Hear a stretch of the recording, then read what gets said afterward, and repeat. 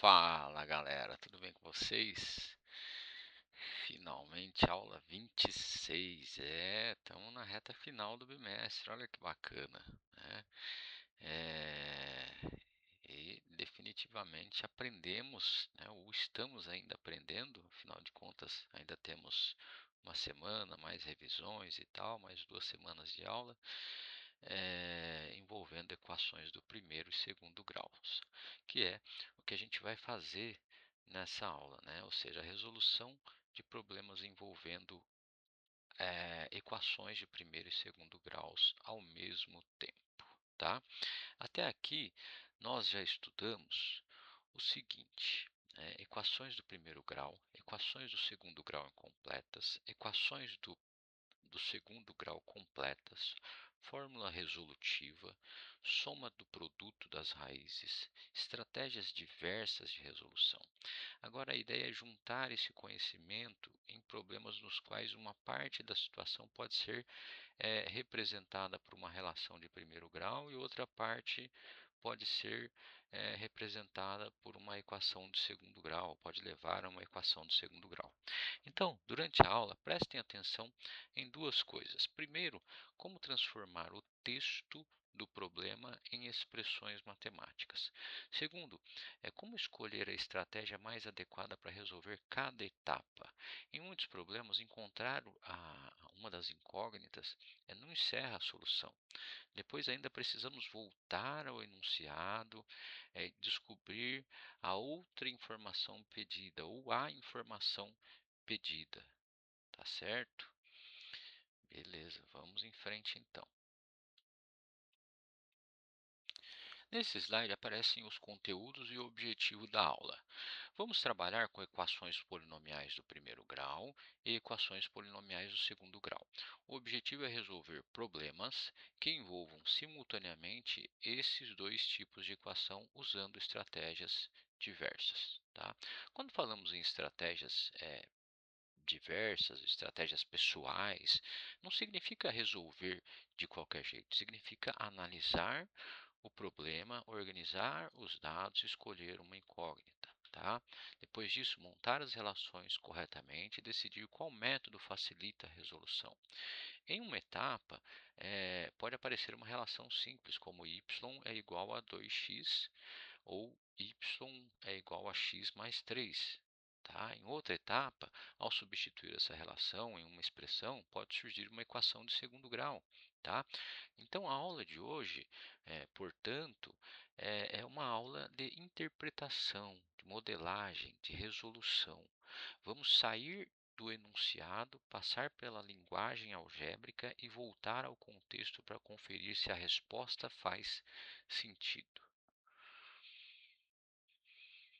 Vamos começar relembrando uma ideia ligada à física e à matemática. Tá? O slide apresenta Galileu Galilei, um cientista italiano muito importante para o estudo do movimento dos corpos.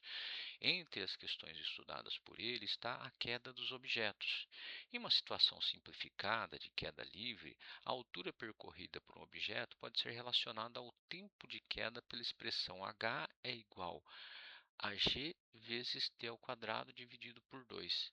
Aqui o h representa a altura percorrida em metros, a letra t representa o tempo em segundos e o g representa a aceleração da gravidade, que na Terra costuma ser aproximadamente de 9,8 metros por segundo ao quadrado. Tá? Em outros planetas que eu visitei é diferente. A pergunta inicial é: vocês sabem quem foi Galileu Galilei? Tá? Conversem aí, pensem rapidamente, pesquisem aí na internet, tá? E tentem relacionar o nome dele às ideias como movimento, queda dos corpos, observação científica e estudo sobre sobre a natureza, tá? Eu estou rindo porque eu falei dos outros planetas, tá? Eu não consegui segurar. Vamos lá, agora vamos observar a expressão h é igual a g vezes t ao quadrado dividido por 2. Tá? No item A, nós temos h é igual a 44,1. e g é igual a 9,8. Ao substituir esses valores, aparece a equação 44,1 igual a 9,8t ao quadrado, tá? Vamos lá, beleza. Então, reparem que a incógnita é t, né? Ela aparece elevada ao quadrado. Por isso, essa é uma equação do segundo grau. Mesmo sendo incompleta, porque não há um termo como o t, nem um termo independente, do lado esquerdo, organizado de forma padrão, o maior expoente da incógnita é 2. Então, no item B, nós temos g é igual a 9,8 e t é igual a 3. Ao substituir esses valores, aparece h é igual a 9,8 vezes 3 ao quadrado, tá? Tudo isso dividido por 2. Tudo isso não, o 3 ao quadrado dividido por 2, tá? Agora, a incógnita é h, e ela aparece elevada ao expoente 1. Tá? Nesse caso, a equação é do primeiro grau. A questão central aqui é perceber que a mesma fórmula pode gerar equações de graus diferentes dependendo da incógnita que queremos descobrir. Perceberam isso? Então, a questão que fica é qual é a melhor estratégia para resolver cada uma dessas equações, né, nos itens A ou B. Tá? Vamos para a resolução, então. Beleza. No item A equação 44,1 é igual a 99,8t quadrado sobre 2, tá? Dividido por 2. Como é uma equação de segundo grau incompleta, a estratégia mais direta aqui é isolar o t e depois extrair a raiz quadrada, tá? No item B, a equação 9,8 vezes 3 elevado ao quadrado dividido por 2 é do primeiro grau, tá? Por quê? Porque incógnita h aparece elevado ao expoente 1, caracterizando uma equação linear, tá? Então, aqui eu tenho t elevado ao quadrado. Vamos pôr o apontador aqui. Aqui eu tenho t elevado ao quadrado, que me caracteriza uma equação de segundo grau. Aqui eu não tenho nenhuma incógnita. Eu tenho incógnita aqui, que é o h, e que está elevado a 1. Por quê? Porque eu não tenho nada aqui, tá? Então, é uma equação do primeiro grau. Beleza? Então, aqui na prática, nós nem precisamos de uma técnica algébrica longa, né? Basta calcular 3 ao quadrado, multiplicar por 9,8 e dividir por 2. Tá? Então, o item A, nós resolvemos uma equação para descobrir o tempo. O item B, nós fazemos o cálculo direto para descobrir a altura. Essa diferença mostra por que é tão importante identificar qual é a incógnita antes de escolher a estratégia da resolução. Tá? Beleza? Ok, então. Agora, esse slide ele resume a ideia principal do exemplo de Galileu. Tá? A expressão que relaciona a altura, gravidade, tempo, nós podemos fazer escolhas diferentes para a incógnita. Se o tempo de queda e a gravidade são conhecidas e queremos determinar a altura, a incógnita é h. Como h aparece sozinho, temos uma equação de primeiro grau. Beleza? Por outro lado, se a altura e a gravidade são conhecidos e queremos determinar o tempo, a incógnita é t. Como t aparece ao quadrado, temos uma equação de segundo grau. Tá? A mesma situação, portanto, ela pode envolver raciocínios diferentes. A matemática ela não está na fórmula, mas ela está na pergunta que fazemos. Dependendo do que queremos descobrir, a forma de resolver muda. Agora vamos estudar um exemplo com duas relações ao mesmo tempo. O problema fala de duas pessoas com idades diferentes. A pessoa mais velha tem 3 anos a mais que a pessoa mais nova. Além disso, o produto entre as idades é 180. Produto é multiplicação, tá, galera? Não esqueçam disso. Produto é o resultado de uma multiplicação. Razão é o resultado de uma divisão. O slide também menciona a soma das idades como 27. Mas, para o raciocínio apresentado, vamos usar principalmente a diferença de 3 anos e o produto 180. Esse tipo de problema ele mostra bem a presença simultânea de relações de primeiro e segundo graus. A informação: a pessoa mais velha é 3 anos maior que a primeira pessoa, que a pessoa mais nova, gera uma relação de primeiro grau. Já a informação: o produto entre as idades é 180, gera uma relação multiplicativa. Quando substituímos uma relação na outra, chegamos a uma equação de segundo grau. Observem que o primeiro passo não é calcular, mas organizar as informações do enunciado. Tá?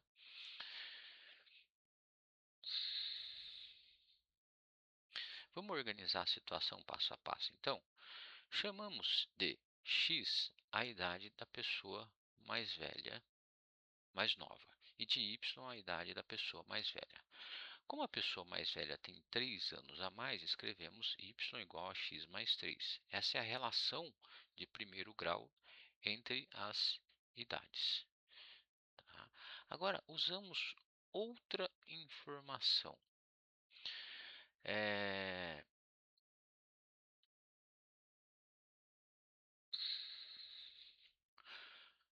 O produto entre as idades é 180. Produto significa multiplicação, então escrevemos x vezes y é igual a 180. Tá? Como sabemos que y pode ser substituído por x mais 3, trocamos y por x mais 3. Obtemos então x vezes x mais 3 igual a 180. Percebam a passagem importante. Começamos com duas incógnitas, x e y, mas usamos a relação do primeiro grau para escrever tudo em função de x. Assim conseguimos montar uma única equação. Tá? Agora vamos desenvolver a equação x vezes x mais 3 igual a 180. Aplicando a propriedade distributiva, temos x ao quadrado mais 3x igual a 180. Para deixar na forma padrão do segundo grau, passamos o 180 para o primeiro membro, ficando menos 180. Essa equação do segundo grau, ela está completa, né? Ela tem os três membros ali. Tem a igual a 1, tem b igual a 3 e tem c igual a menos 180. Tá? Então, calculamos o discriminante, o delta. 3 ao quadrado menos 4 vezes 1 vezes menos 180, que é 9 mais 720, resultado 729. Tá? A raiz quadrada de 729 é 27. Então, a gente vai substituir isso na fórmula. Tá? E aí eu chego às raízes 12 e menos 15. Tá? Sempre que surge a equação, sempre que a equação surge de um problema, nós precisamos interpretar as raízes e o contexto. Tá? É, então, como x representa a idade, ela não pode ser negativa. Então, tem que ser o x igual a 12. Tá bom, pessoal? Isso aí, vamos em frente então.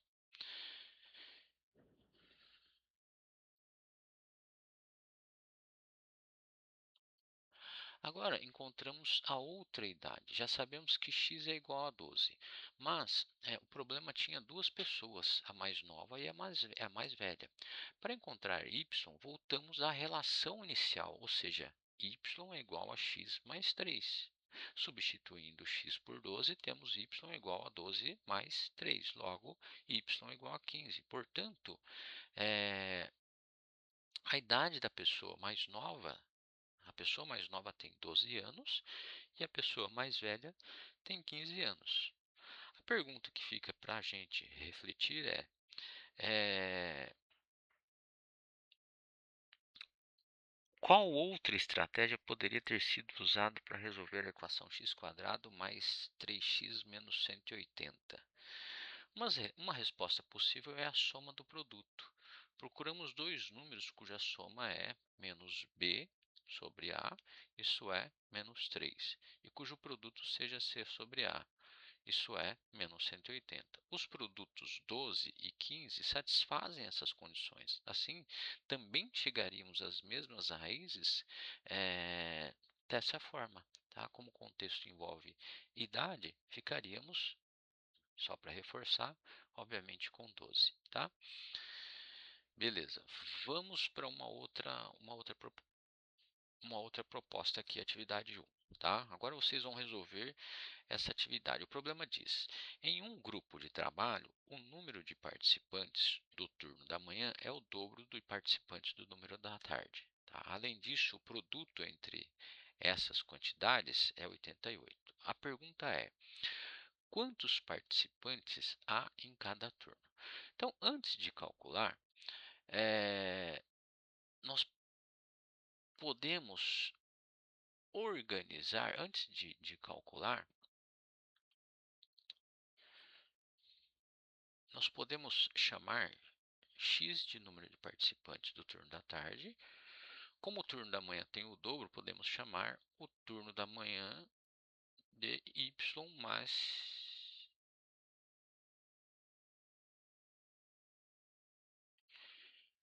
Pera aí, galera, pera aí. Vamos organizar, pera aí, deixa eu pensar.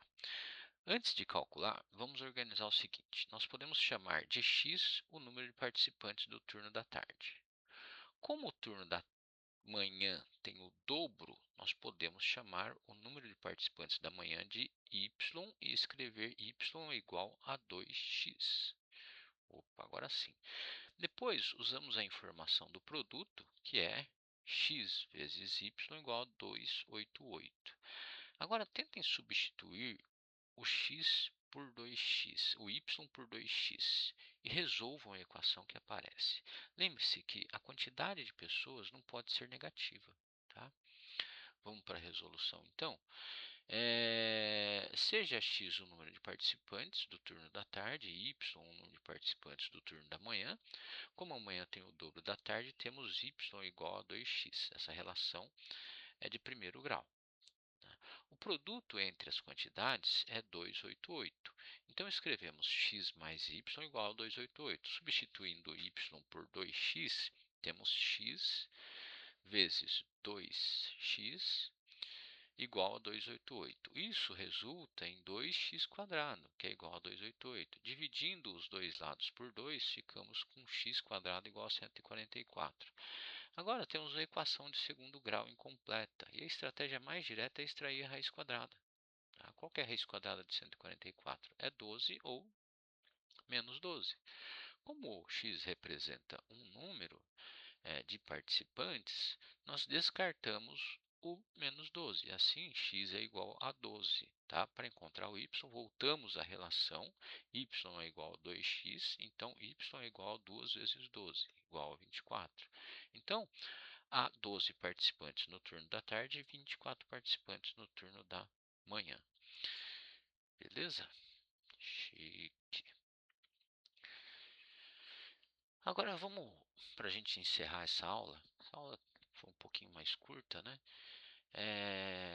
Para encerrar, respondam com suas palavras. Depois de encontrar o valor de uma incógnita por meio de uma equação do segundo grau, por que ainda pode ser necessário resolver uma equação do primeiro grau? Tá? Então, após encontrar o valor de uma incógnita por meio de uma equação do segundo grau, por que ainda pode ser necessário resolver uma equação do primeiro grau? Uma resposta possível porque muitos problemas têm mais de uma informação desconhecida. A equação do segundo grau, ela pode ajudar a encontrar uma das incógnitas, mas a outra pode estar ligada a ela por uma relação simples, como y igual a 2x ou y igual a x mais 3. Então, depois de resolver a equação do segundo grau, nós precisamos voltar à relação inicial para encontrar o outro valor pedido. Essa volta ao enunciado é fundamental para a solução do problema. A ideia central dessa aula é que resolver problemas não é apenas achar a raiz, é interpretar o texto, montar as relações, resolver as equações e conferir se os valores encontrados fazem sentido para o contexto. Tá bom? Por hoje é isso, pessoal. Dúvidas, sugestões, deixem aí nos comentários, eu responderei todos com o maior prazer. Nos vemos na próxima aula.